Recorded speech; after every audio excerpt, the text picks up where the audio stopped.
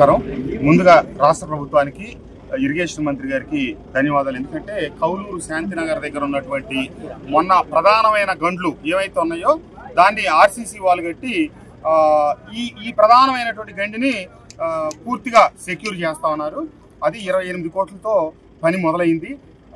దాదాపుగా మంత్రి గారు 20-25 రోజుల్లో పూర్తి చేయాలని చెప్పి నిర్దేశించున్నారు. ప్రకృతి సహకరిస్తే ఖచ్చితంగా, ఎందుకంటే మనం రేపు పట్టిసీమ నీళ్లు వదలాలంటే ఇది అత్యవసరం. కొద్దిపాటి అడుగు నీళ్లు వస్తేనే రైతుల పొలాల మీద నుంచి వెళ్ళి నీరు ఆగట్లా స్వీపేజ్ అది. కాబట్టి ఈ ఆర్సీసీ అయితే ఈ సమస్య పరిష్కారం అవుతుంది. ఇది కాకుండా మొత్తం 188 ప్రదేశాల్లో పులివాగు కావచ్చు, కోతులవాగు కావచ్చు, కొండవాగు కావచ్చు, లేదా బుడమేరు మీద 188 పైచిలుకు గండ్లు పడ్డాయి. వాటిలో అప్పుడు యుద్ధ ప్రాతిపదికన ఒక 40 పనులు చేయించాం. అవి సుమారుగా 6 కోట్ల రూపాయలు నిధులు ఇప్పుడు శాంక్షన్ అయినాయి. అవి వర్కులు స్టార్ట్ అయినాయి, అవి పూర్తయిపోతాయి. కాకుండా 127 వర్కులు 40 కోట్ల రూపాయల విలువైన పనులు మనం ప్రతిపాదనలు పంపించాము. అది ఆ 127 చోట్ల పై గ్రామాల్లో అన్ని వాగుల మీద, వంకల మీద ఉంది. ఇప్పుడు ఈ విషయం నేను అసెంబ్లీ సాక్షిగా దృష్టికి తీసుకొచ్చాను.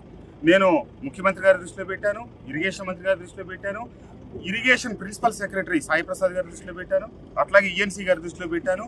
నిన్న సాయంత్రం కూడా ముఖ్యమంత్రి గారిని కలిసి మళ్ళీ అత్యవసరం ఇచ్చి ఇదేమైంది, రాష్ట్రంలో 500 పైచిలకు ఇట్లాంటి ఎమర్జెన్సీ ఫ్లడ్ వర్క్స్ లో ఈ ప్రతిపాదన కలిసి ఉండటం జరిగింది. దాని విలువ 1088 కోట్ల రూపాయలు. ఆ 1088 కోట్ల రూపాయల పదుల్లోనే మన 40 కోట్ల రూపాయల పన్ను కూడా ఉండటం వల్ల అది ఫైలు ఆర్థిక శాఖ దగ్గర క్లియర్ కావట్లేదు. దీన్ని సపరేట్ చేసి మన 127 పనులు 40 కోట్ల రూపాయలది సపరేట్గా కూడా ఫైల్ రన్ చేసి మళ్ళీ ఫైనాన్స్ డిపార్ట్మెంట్ పంపిస్తున్నాం. నిన్న ముఖ్యమంత్రి గారు చెప్పడం తక్షణం పరిష్కరిస్తా ఉన్నారు. ఈ రోజు కూడా నేను మిగతా పనులని మానేసి ఇప్పుడు సీఎంఓకి వెళ్తా ఉన్నాను వీలున్నంత మటుకు. ఎందుకంటే ఈ టైము అయిపోతా ఉంది.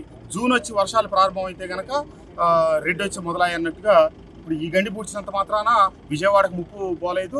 అట్లని చెప్పి రైతాంగానికి సమస్యలు పోరా. చాలా చోట్ల పొలాలని ముంచకుండా ఉండేదానికోసం వేసిన కట్టలు కావచ్చు, ప్రవాహాలకు అనుకూలంగా వేసిన కట్టలు కావచ్చు, అన్నీ కూడా కోతకు గురైన. ఈ విషయాన్ని నేను పైదాకా అధికారుల దగ్గర నుంచి, నాయకుల దగ్గర నుంచి పైదాకా అందరి దృష్టిలో పెట్టున్నాను.